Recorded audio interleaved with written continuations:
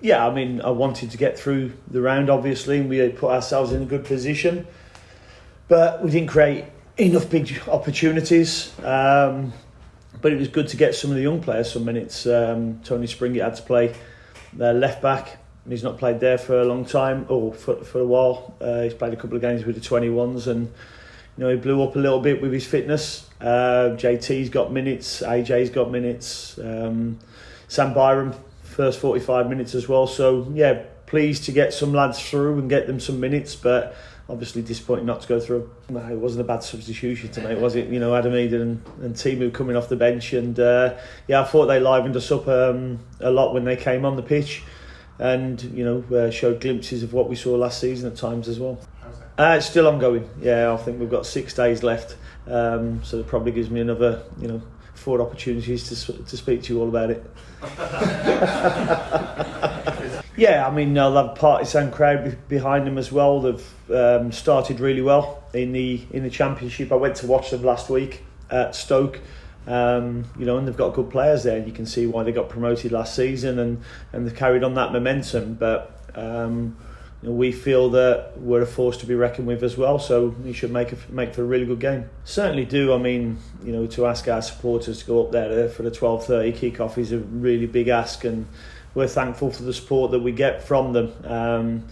But somebody needs to look at the amount of distance that people are travelling to get there for a 12:30 kick-off, which is frankly ridiculous. No, I mean, there'll be a lot of plates spinning at every football club. We're no different, where there'll be possibilities of ins and outs, and but you have to receive bids for players, and you have to go and put bids in for players to make sure anything can happen. So whether it's a loan or a permanent signing, you're always looking, and you've always got certain plates spinning, because you never know what's going to happen. No, I can honestly say very rarely I've been sat in an office trying to get something over the line as that clock is ticking.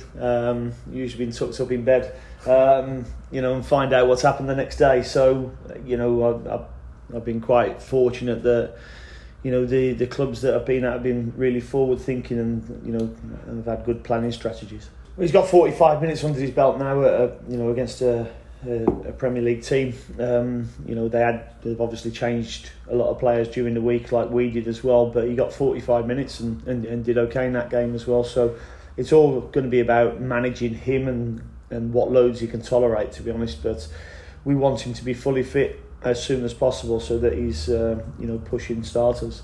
Yeah, I mean, I was as surprised as you probably, because I'd told you that he'd had an ankle injury, and that's what I'd been informed. But such is the lad, he came in on the Monday morning and was like, yeah, I've got an ankle, well, I want to train. It feels okay, I want to train. And medically, he was okay to train. So I love the attitude of the lad, and it allowed me then to give the older statesman, Grant Hamley, a little bit of a breather, and Andrew get on the bench. Yeah, I think it is. I don't think there's an awful lot between the two of them, and I've told them both that, and I like the fact that they're both pushing each other as well. And I can see a battle going on throughout the season for the number 1 jersey, and Tim's got it at the moment, but he knows that any hiccups, then we've just seen a performance from Angus Gunn that shows that he can go in and grab hold of that shirt. Yeah, no, obviously getting the club promoted through the playoffs here to the Premier League. Come across him a number of times, played against each other. Obviously with our teams when he was at Preston as well. So he's got a great promotion. A lot of other managers have gone in there and found it really tough at Sunderland, and he's got them promoted in his first tenure there. So good manager, and his teams are always hard to play against.